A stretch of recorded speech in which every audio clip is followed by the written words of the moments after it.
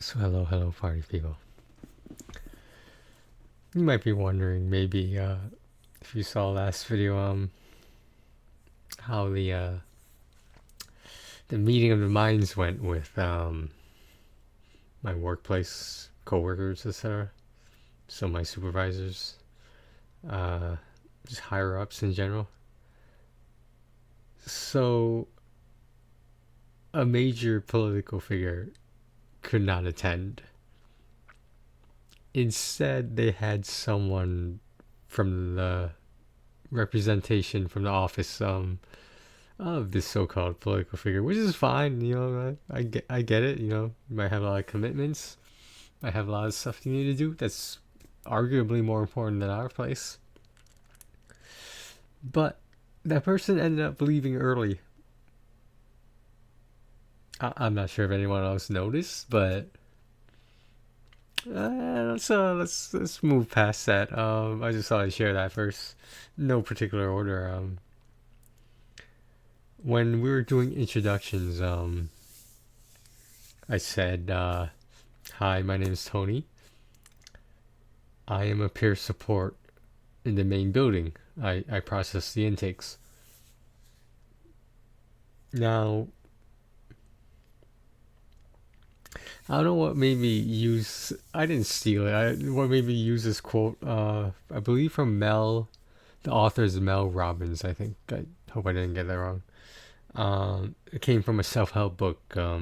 He or she might have written, and a person by the name, a TikToker by the name of Wheezy from Not Easy Being Wheezy.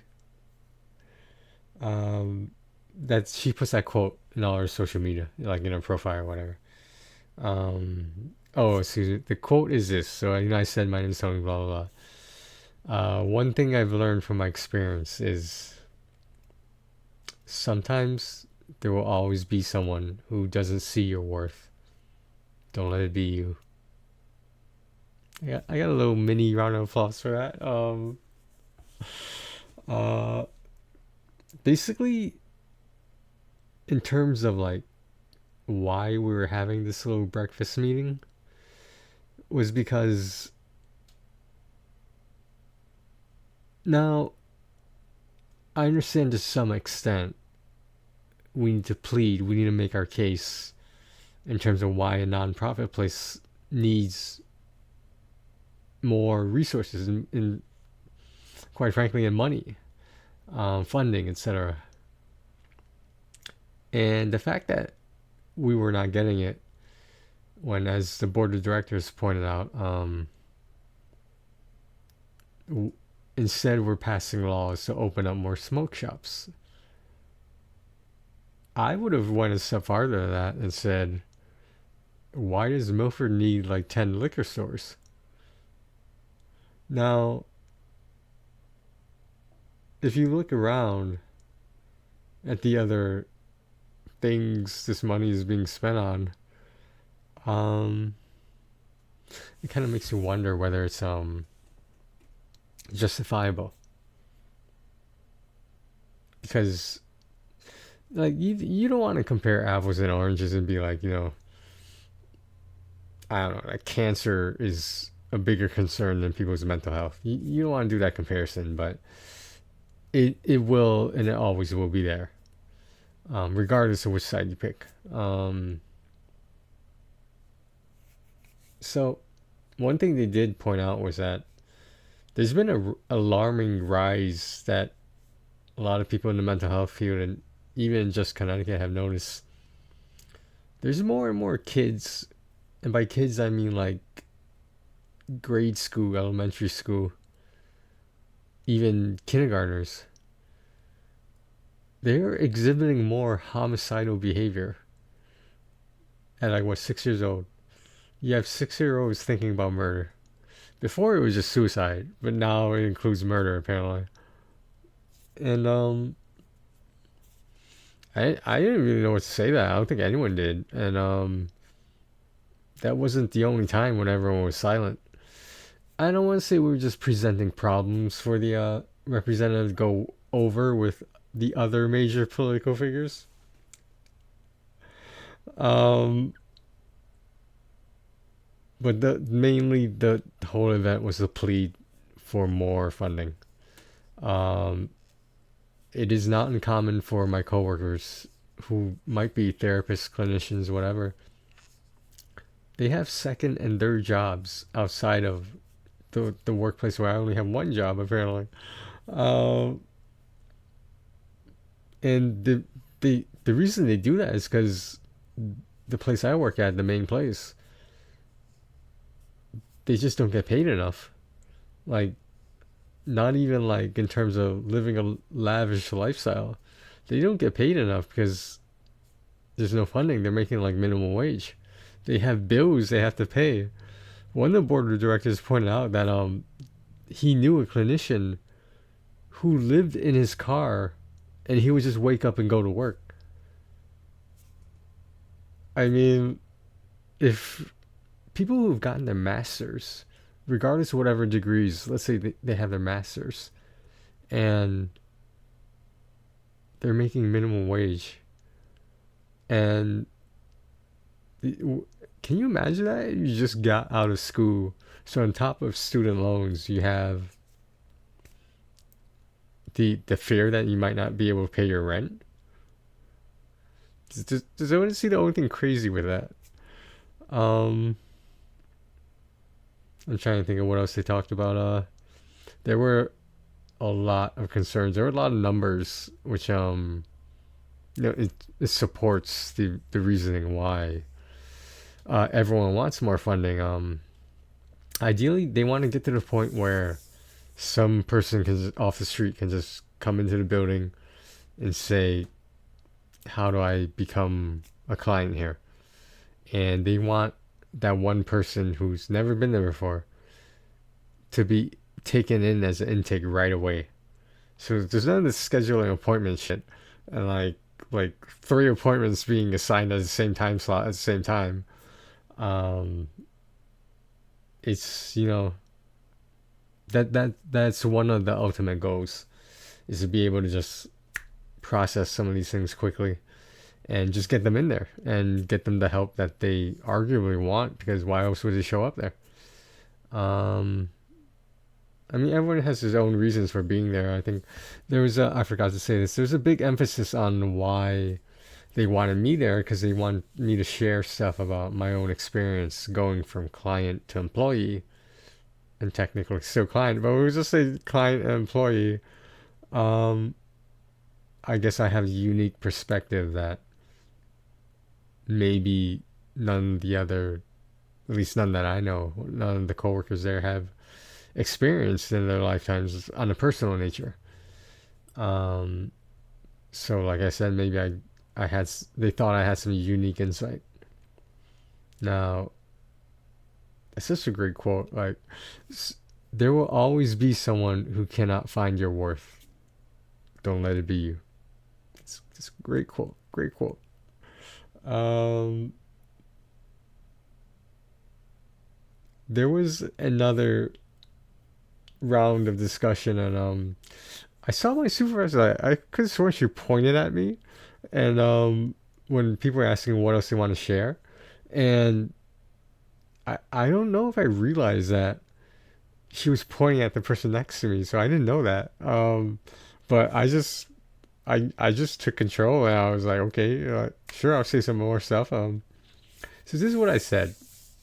I didn't want to ruffle any feathers, but this is what I said that maybe, judging by the response, I think it was worth saying. I think everyone thinks it was worth saying. They just didn't want to address the bigger picture.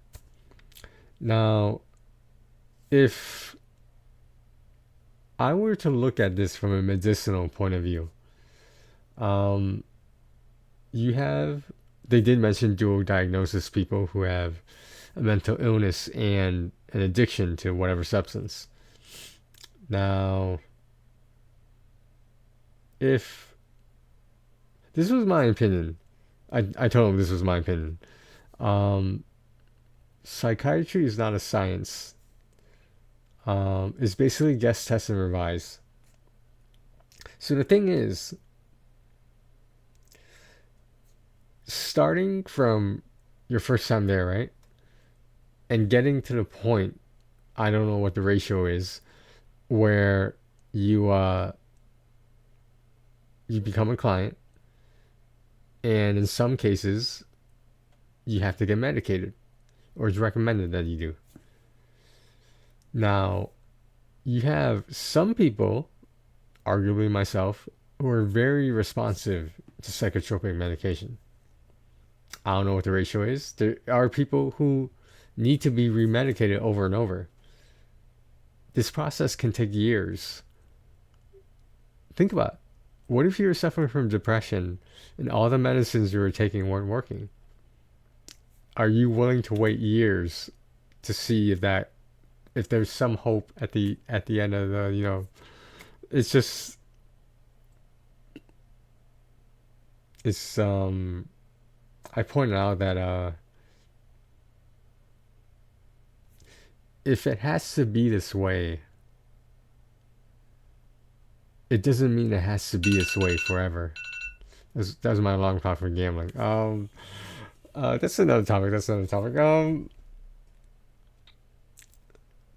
I think I concluded that whole thing, the little spiel about the medicine aspect of this. I said, I looked around the room. There were probably 25 to 30 people there. I should have mentioned that. Does anyone else have a better idea? And it had gotten so quiet, you could hear a pin drop.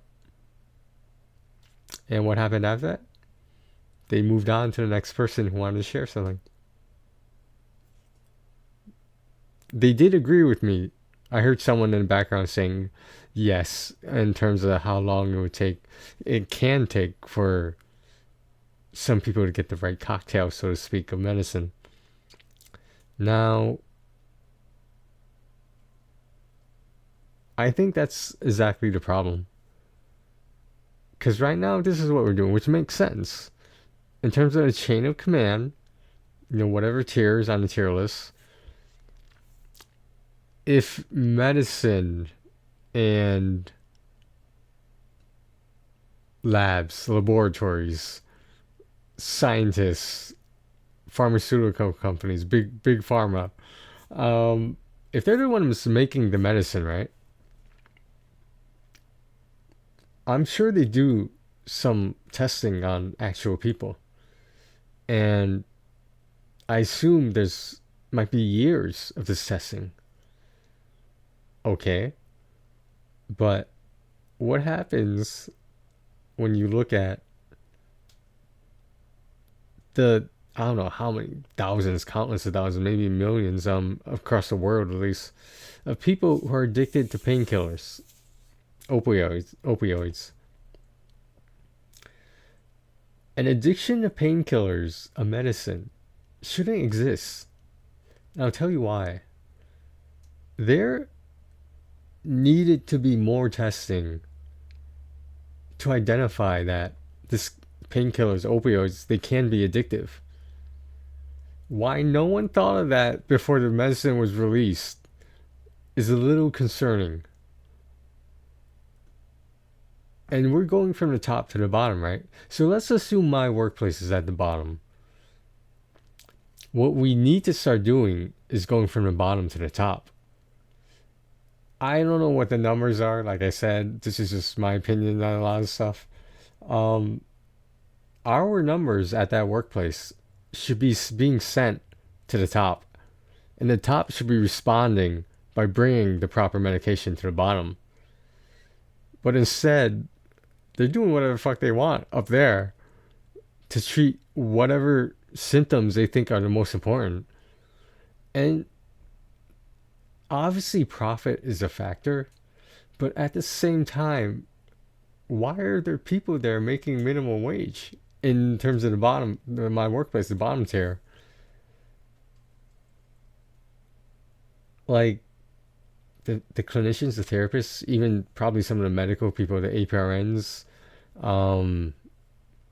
psychiatrists, psychologists, etc., social workers, case managers, peer supports, vocational people, all these people, right? they're probably not getting rich from what I've heard about the salary in, if you're even getting a salary, you might be hourly for God knows how long. And wh- what's the solution? I mean, I personally, in my opinion, I don't think you can just throw money at something and fix things, especially mental health. Now, is the funding for more research should be done? Is that important? Of course. The problem is research is up here, and the actual, you can even call it testing, to be honest. I mean, like, hypothetically, if they release a new drug and in like some mental health community center or whatever in Alaska, if they found out everyone who took that drug like died, like that's when people would pay attention. And it's not just society focusing on the negative or only caring about the negative. How many stories do you hear about people being rescued versus people taking medication that are starting to commit suicide? Like the examples that come to mind is like the wrestler Chris Benoit, who basically murdered his entire family and then killed himself, probably because of steroids and painkillers. And I when no one said anything, not even like a shrug or something, I began to ask myself like, what the fuck are we doing? I I just I don't think I'm wrong in saying it just doesn't make sense. Like we lose more and more people who rather start a private practice to make more money than there are people that they think money should not be a factor in this type of work, which is that's justifiable, that is supported by evidence in terms of numbers and whatnot.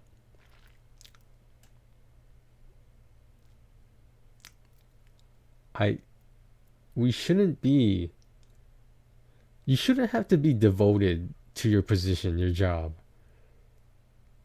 and only be able to afford staying there is by sacrificing something. Like in some cases, a place to live, a roof over your head. Now, for all I know, maybe there's people who work there who are skipping lunch or they just hang out because they can't fucking afford food that is not a necessity. All they need is what it takes for them to show up to work, do their job, and try to live in based on a minimum wage salary or hourly position, whatever. But even if it was salary, we're talking like no one's talking about six figures here. I mean, thankfully, no one's talking about four figures. At least the full timers aren't.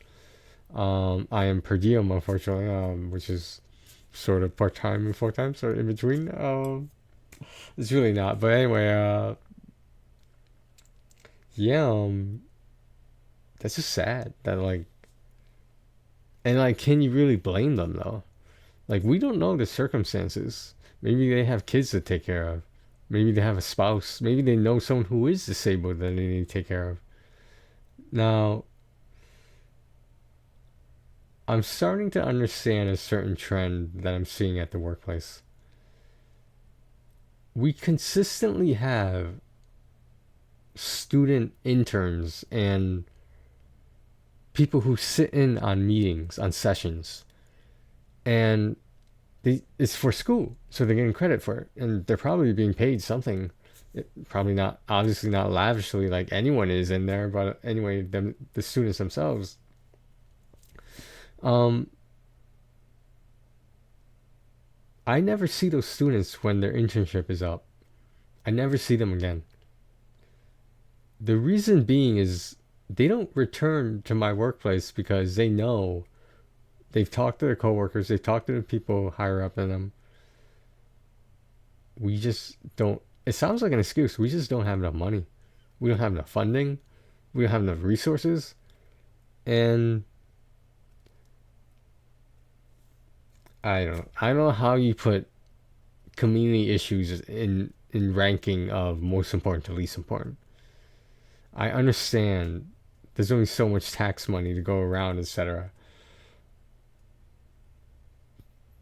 Just like with the medicinal point of view, if there's something better than methods and practices, there's a reason the DSM, the S stands for statistics. It doesn't stand for solutions. And I think that essentially that's what the problem is. The problem is, okay, so imagine a circle, right? So you have a circle. And within that circle, the entire circle itself is like everything. It's basically planet Earth if you want to look at it like that. Within the circle, I wish I had a diagram here. There's subcircles. The subcircles are connected to each other, but they're not overlapping. So when you have nonprofit for mental health and substance abuse in one subcircle, why is it not overlapping? Okay, I don't. I'll just say psychiatric medication. Why isn't it overlapping that? It's in the sense of the way things have always been done. In that sense, it's working, but that's going from one subcircle to another in a one-way direction. It it needs to be all ways, not just both ways, but all ways. And it's just like how no one had an answer for that. It's the same thing with the funding. Like, I can't even imagine if you just got out of school and like you passed the tests, you did the internships, you have work experience. Um, there's a reason why I don't see those student interns again, and I must have seen so many across the years, before and after the pandemic. They, I think they realize that they're not going to make money at this place. They're not going to make enough money at this place. Now, am I blessed in the sense that I have a roof over my head and food in my belly, as I always say? Yes. Um, I mean, like, on paper, do I pay rent? I guess so. Um, like, I, obviously with a family unit, most of us try to, divvy up the bills, the food, etc. Um,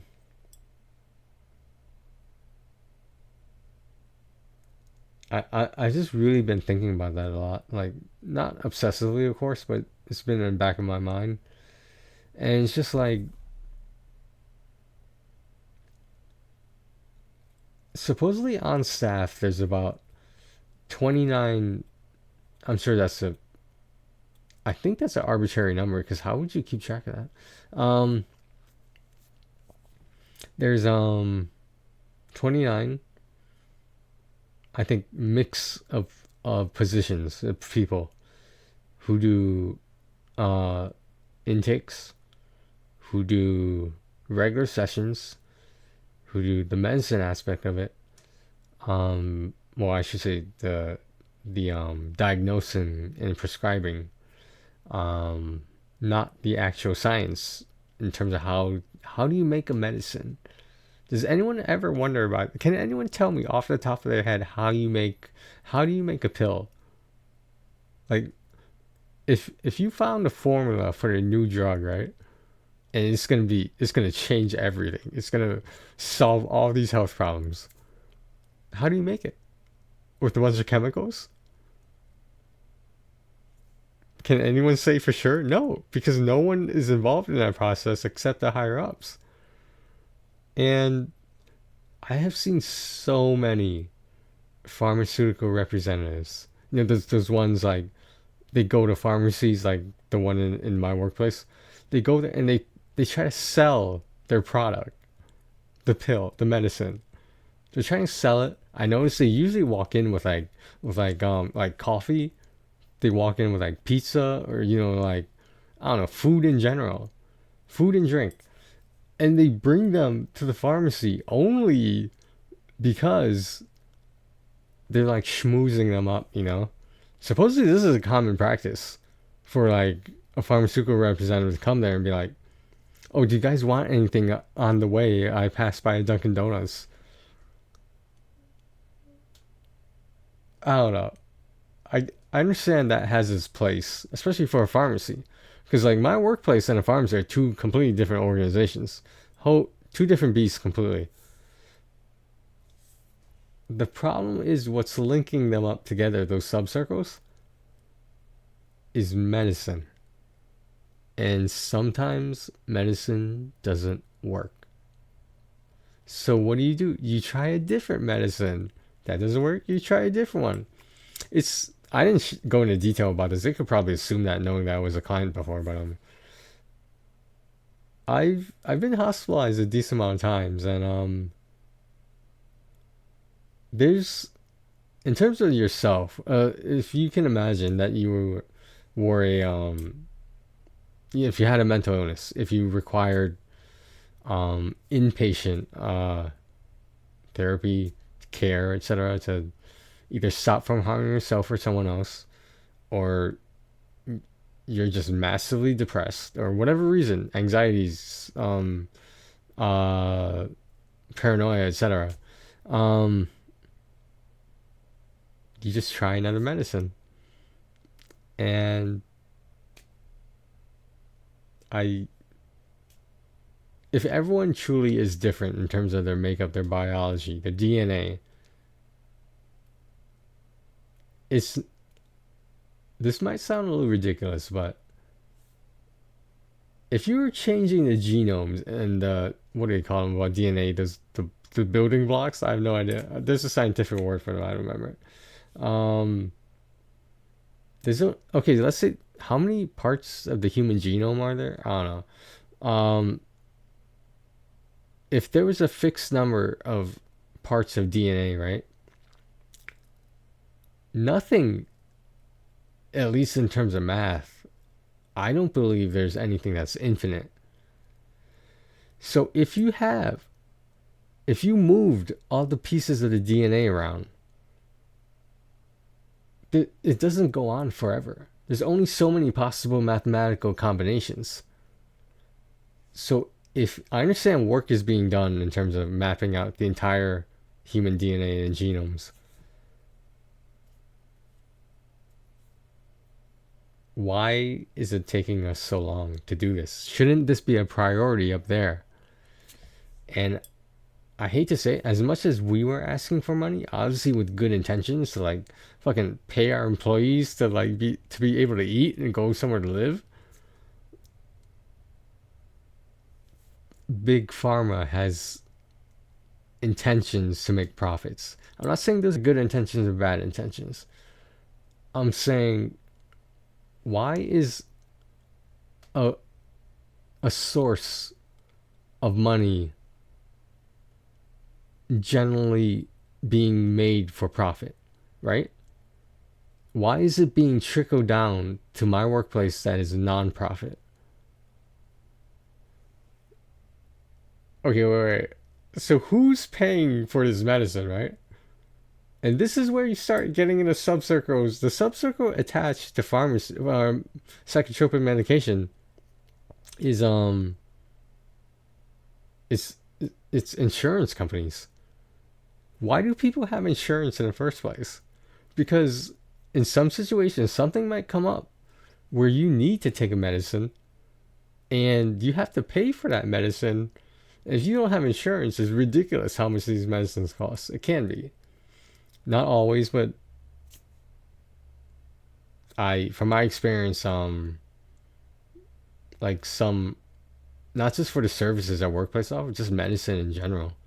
Like the pharmacy that is located in the workplace is a private company, and they rent out the space from us. To the best of my knowledge, I was told that, and it's almost like they're a completely different entity. They're the ones getting drinks and free food and all shit. I'm I'm not knocking on it. I use that pharmacy myself. Like all the people there are really nice. The problem is they're a part of the bigger machine that is dictating everything. Now I can go on about the American healthcare system. We that video doesn't. This video is already over half an hour, and it takes time. That's the problem, and like things things that should be prioritized are not being prioritized. I can't, like, I don't know like the numbers or the reasons why it happened. The opioid crisis should have never have happened. Why did it happen in the first place? And the only conclusion I can draw, I don't know if this is true or not, but like from a layman's point of view, or layperson rather, um, there's just not enough testing. I mean, when the company tells you we need this medication by so and so date, if that's your job, you got to get that medicine out. Even if you do testing for like what, a year? I don't know fucking how long it takes to get addicted to opioids, but the point is, you should not be spending years being addicted to opioids. And there's a movie about that. About how I forgot the painkiller. What's the main one? I forgot the name of it. I was about to say Xanax, but I don't think that's it. I is it just called an opioid because there's opium in it, and opium is like an anesthetic. What you know what I mean? What word I mean? It's meant to reduce pain, right? Why was more research not done to find out that it can be addictive? And I understand if it's mental. If it's partially mental in terms of like, um, you're almost tricking yourself into thinking you need it. So that's how you become addicted. And then once your body gets addicted to it, like that's when more people pay attention. Because some people don't even believe in mental health. Do you realize this? Like the previous generation, if you had immigrant parents, like they weren't, they didn't get a chance to talk to therapists. They okay, so you can make the argument that, right, like kids shouldn't be on psychiatric medication of any kind. You can make that argument. You can make the argument that even adults don't need it. Like the solution used to be just walk it off, just tough it out, and you'll be fine. And I don't want to say it's just not working, but it could be so much better. And it is the bottom line, the only line that matters. Is the bottom line, if you don't know what I'm talking about, is money, is profit. Why isn't that profit being distributed fairly? I think I made a statement about this before when I was scoffed at. I don't know if you saw that video, but I would say like this. I'm not bragging about this. I'm not exaggerating about it.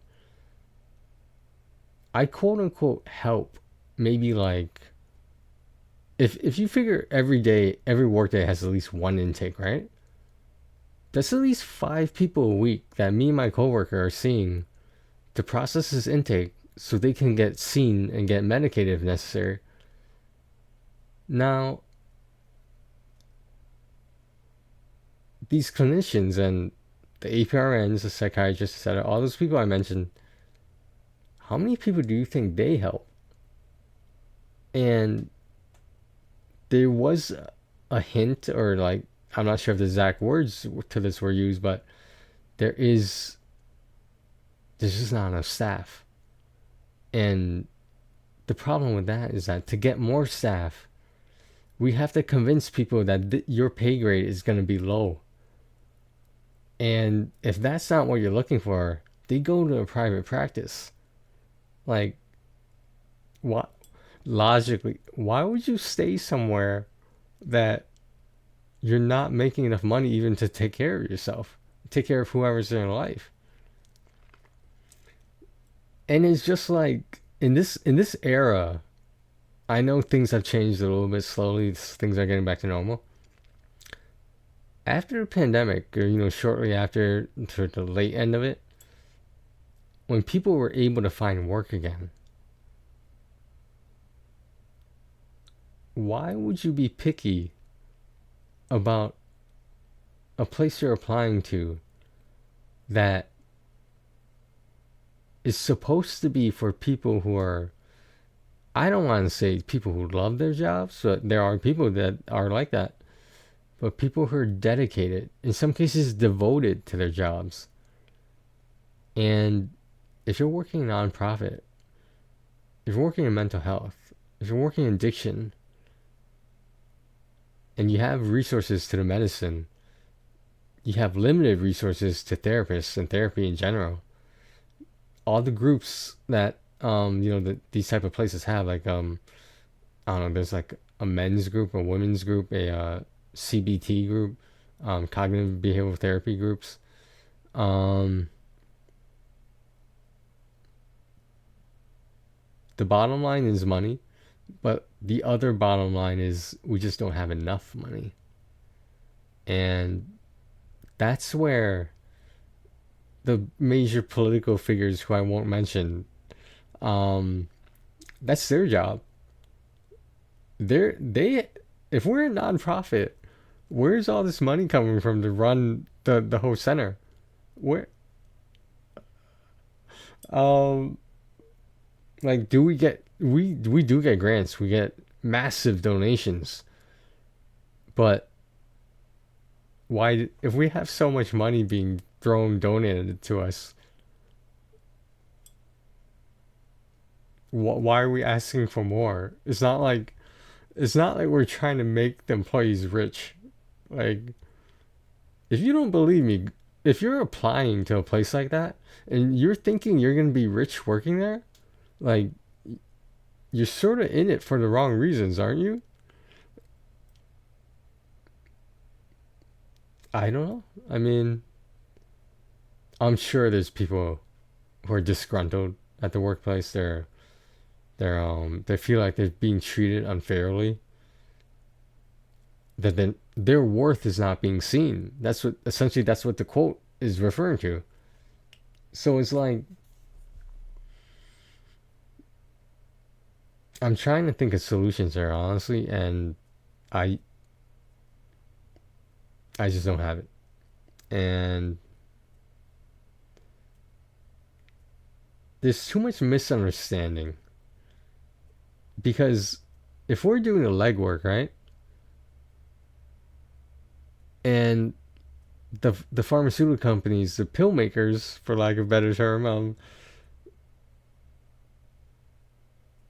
if they're getting paid enough, way more than enough, because their job supposedly requires more responsibility, if that were true, again, the painkiller addiction should never have happened. There should have been tests. If you look at Diablo 4, right? They have the public test realm now. They brought that back, but it's not lasting as long as for Diablo 3 did. The point is, I bring up that random Diablo reference.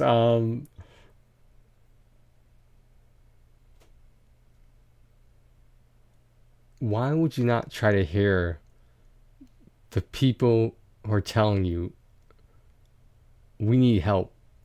We need help fixing other people.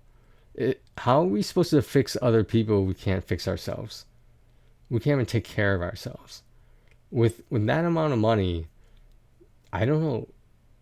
Minimum wage in Connecticut is what, like $16 an hour? There's some people who make more money in fast food than you do in nonprofit. Am I the only one to see something wrong with that?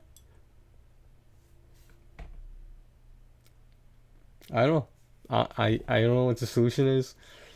this video is about 40 minutes now, and like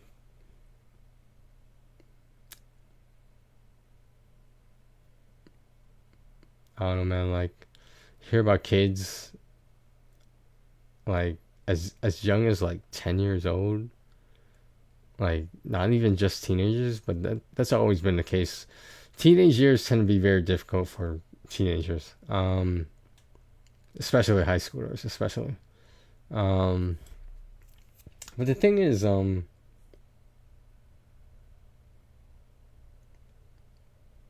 didn't we used to live in a world where that just never happened? Like a 10-year-old wasn't committing suicide or homicide, and I don't know what's causing it. I mean, in my opinion, obviously I don't have any scientific data to support this, but whatever we're doing as a society, I personally think like it is partly mental, of course, partly emotional, of course. But in terms, there's something we're doing with physical health that is damaging kids growing up in this generation. And it's not just people being more sensitive about this shit. It's not people like, oh, you're exaggerating, you know, like you're not depressed, you're just sad, and like it'll go over in a couple, you know, it'll change in a couple of days. And I understand the argument that we're basically back in the day when a kid was misbehaving, it wasn't because they had bad intentions, but nowadays it seems like we are quick to just medicate them. ADHD, ADD. You don't necessarily need medicine. I don't think people realize that. There's other ways to control and contain your hyperactive disorder, but it's just easier to medicate it and just hope that so and so kid, not just an adult, so and so kid can control their hyperactivity and be responsive to psychotropic medication. And it doesn't work that way. I I don't have the data to support this again, but in my opinion, there's more people who are not responsive to psychotropic medication than are the lucky ones, such as myself, who respond positively and relatively quickly to that. Like I said, the remedication process, like, I'm not just talking about one time. I'm talking about, like, with the number of medicines out there, right? The number of new ones being created, it's like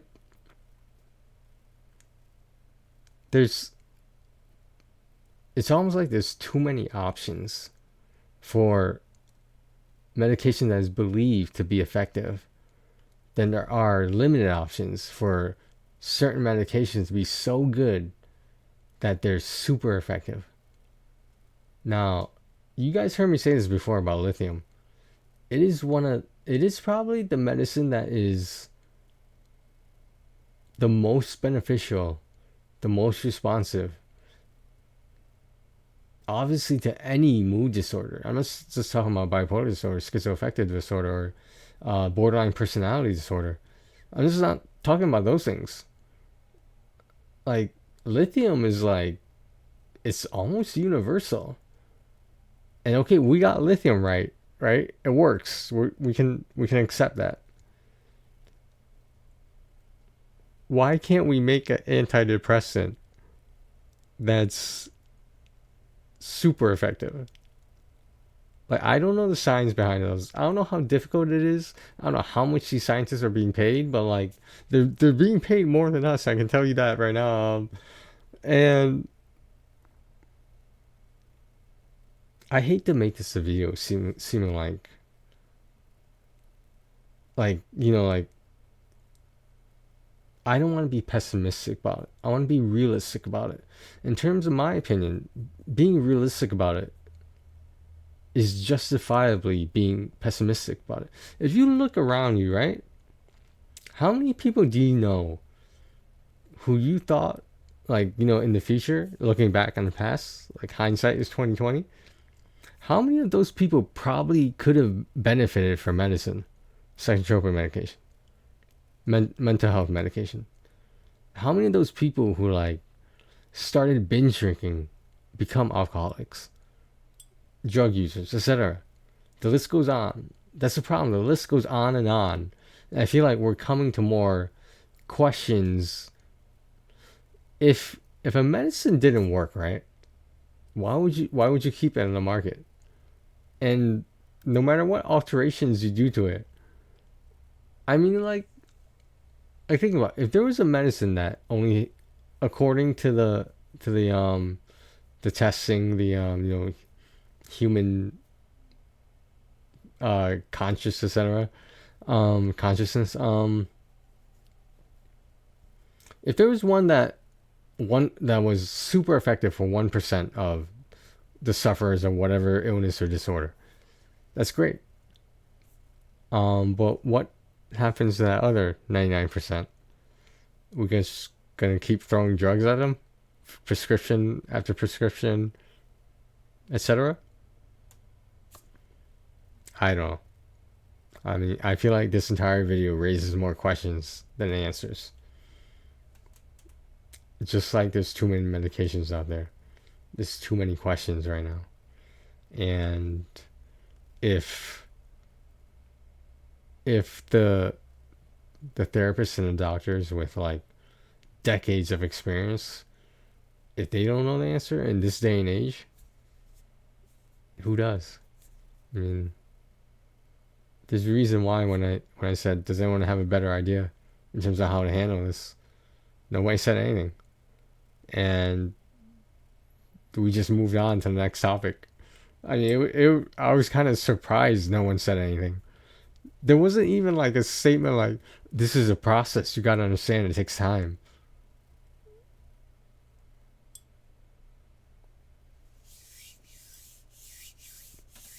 Um, Quite frankly, maybe I'm being too affected by the situation, but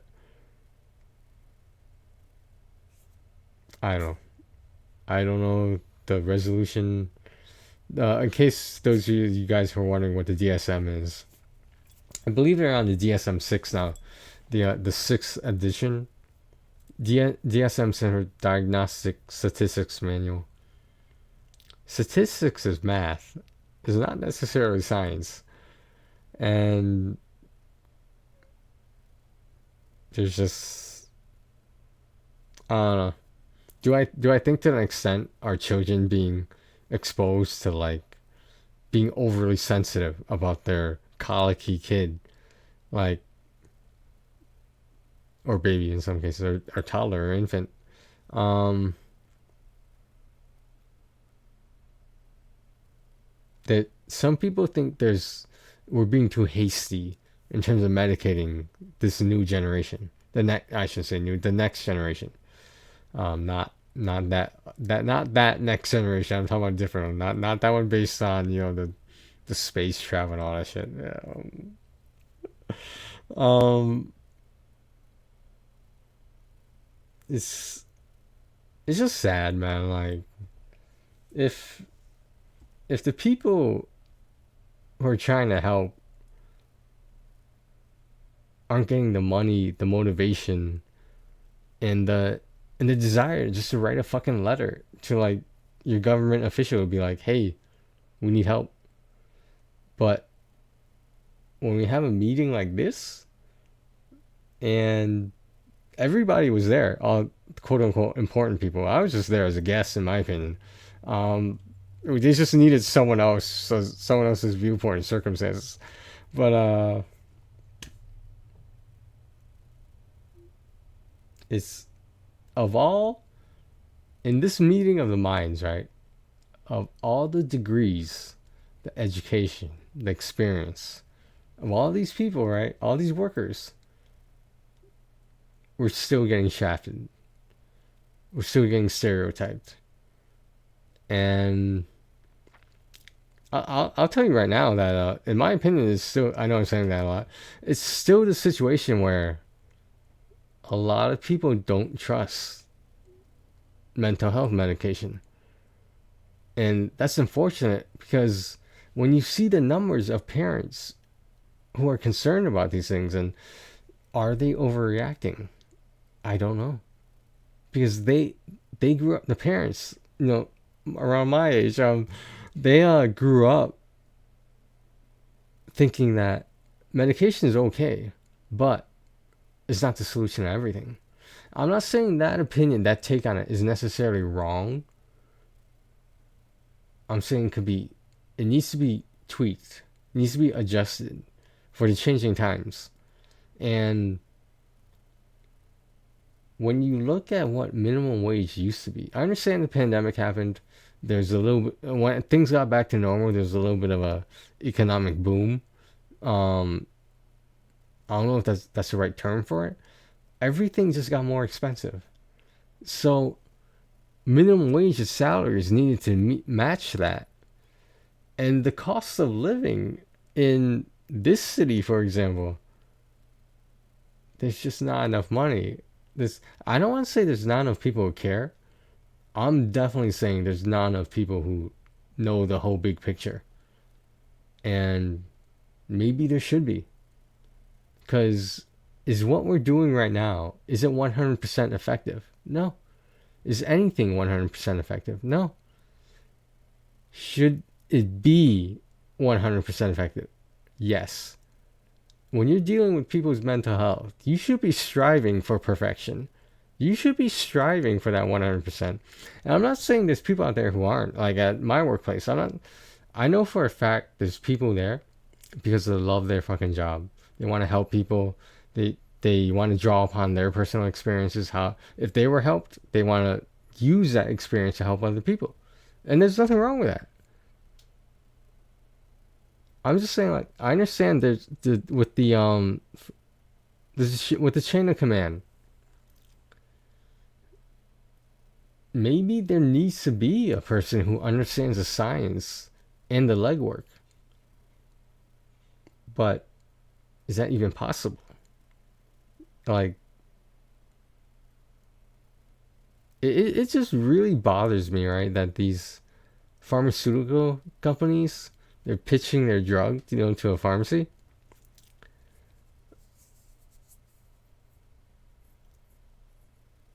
When did that become a practice to try to bribe people in a pharmacy by getting them coffee and shit? Like when did that become normal? I don't think it was always that way, was it? Like when Big Pharma was created or started developing, were people getting like perks? Were they getting like free food, free attention, free like and I don't even know if those people, the ones who pitch the drugs,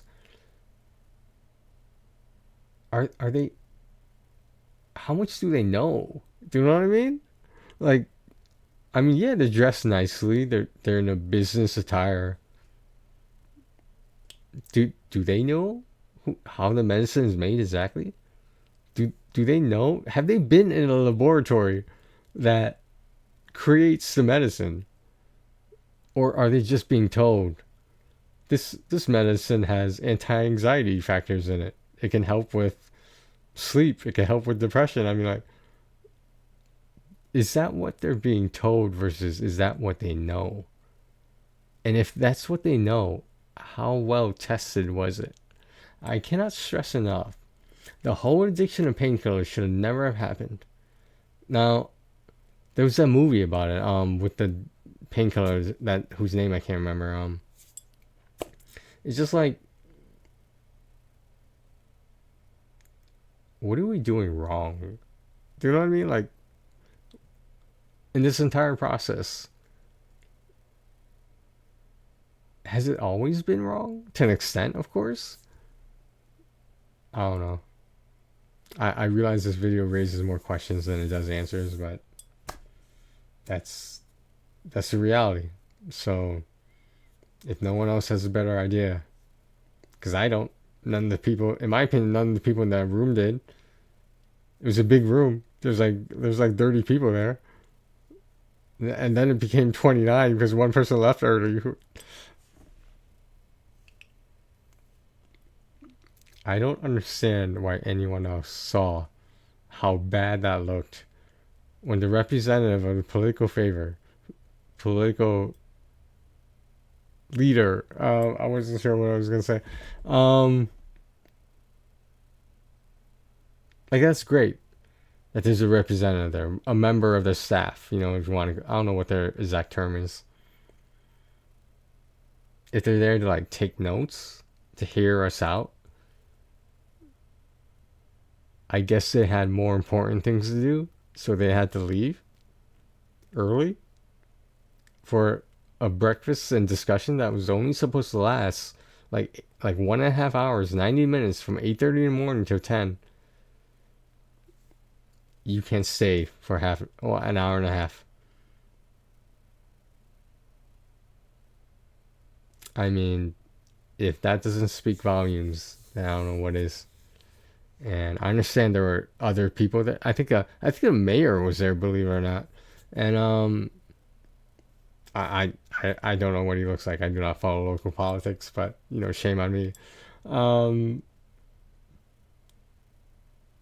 I I just don't get the people at the so-called bottom. They're not inferior to the people at the top, but the the numbers don't reflect that.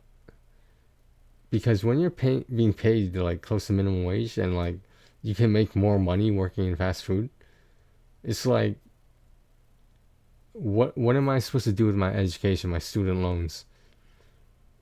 If it's gonna take me like 10 fucking years to pay that off at a minimum wage place, then why don't I just go into private practice? So I don't have to have a boss. I don't have to deal with this shit.